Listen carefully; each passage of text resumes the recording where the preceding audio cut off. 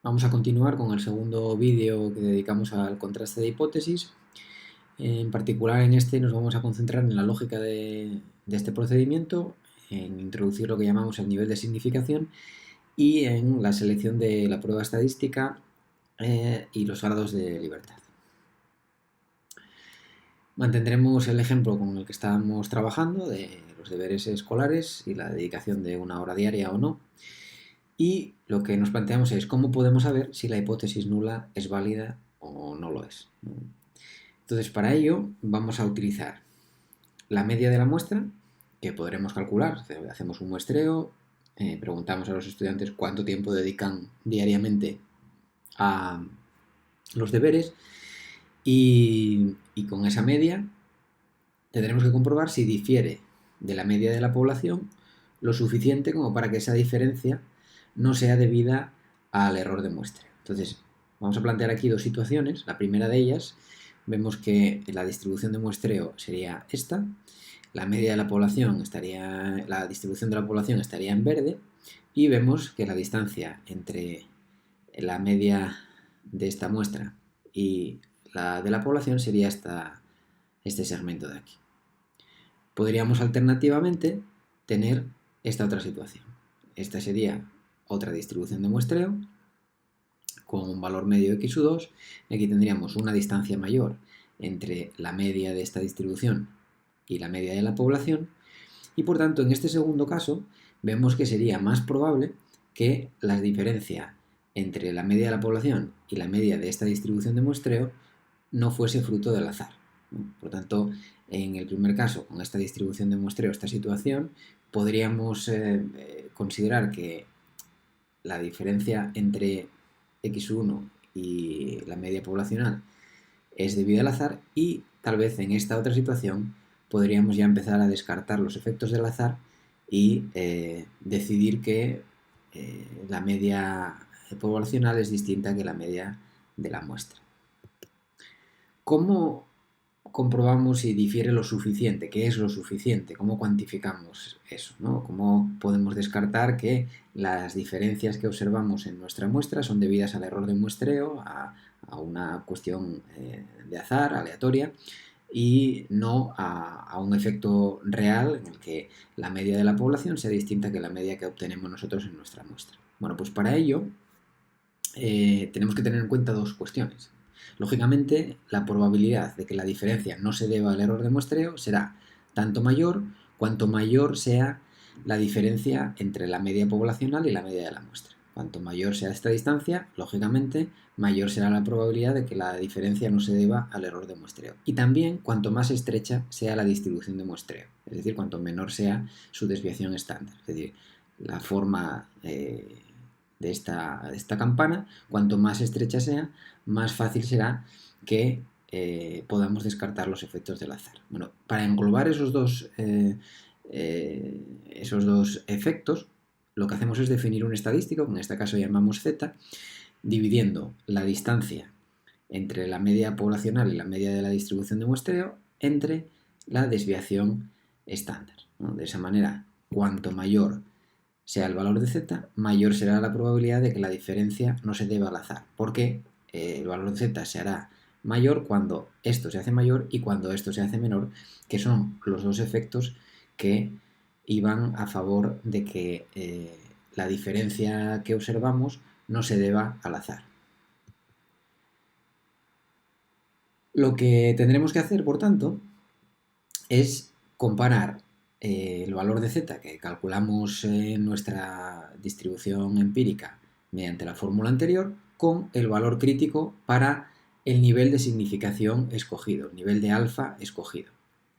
Entonces, nosotros, para el nivel de alfa escogido, que suele ser en investigación educativa, como comentaremos más adelante, 0,05 o 0,01, tenemos asociado un valor de z que vemos en las tablas. Ese valor, si lo representamos en la curva normal, estaría representado por esta línea. Bueno, pues esa línea es el límite que hay entre lo que llamamos la región de rechazo, es decir, si nuestro valor de z es mayor o igual que el valor crítico para el nivel de significación elegido, entonces estaríamos en la región de rechazo, podríamos rechazar la hipótesis nula y aceptar la hipótesis alternativa. Sin embargo, si el valor crítico empírico que obtenemos aplicando la fórmula anterior es menor que el valor crítico obtenido en las tablas, estaríamos en la región de aceptación y aceptaríamos la hipótesis nula, es decir, aceptaríamos el hecho de que las diferencias se deben al azar. El azar explicaría la diferencia entre la media de la población y la media del muestreo. Sin embargo, si estamos en la región de rechazo, el azar ya no explica esa diferencia entre la media de la población y la media de la muestra al nivel de confianza elegido. Por tanto, en esta región rechazaríamos la hipótesis nula y aceptaríamos la hipótesis alternativa. Vamos a ver esto en dos casos diferentes. Si calculamos el valor de z empírico y obtenemos 1, vamos a las tablas de la distribución normal y vemos que el área bajo esta curva, en este intervalo desde 1 hasta infinito, es de 0,1587. Esa sería la probabilidad de que las diferencias entre la media de la muestra y la media de la población se deban al azar. Si en otro caso z es 1,5, pues esa probabilidad disminuiría. Por lo tanto, en este caso, con z igual a 1,5, el valor de P sería 0,0446, que sería el área bajo esta curva y que, como decía antes, obtenemos de las tablas de la curva normal. ¿Cuál es el valor a partir del cual debemos considerar que las diferencias no se producen al azar? ¿Cuál es ese valor de P? Bueno, pues como decía antes, en investigación educativa el nivel de significación que se suele utilizar y que es la probabilidad máxima que estamos dispuestos a asumir para cometer un error sería de 0,05 o en ocasiones de 0,01 o algo menor.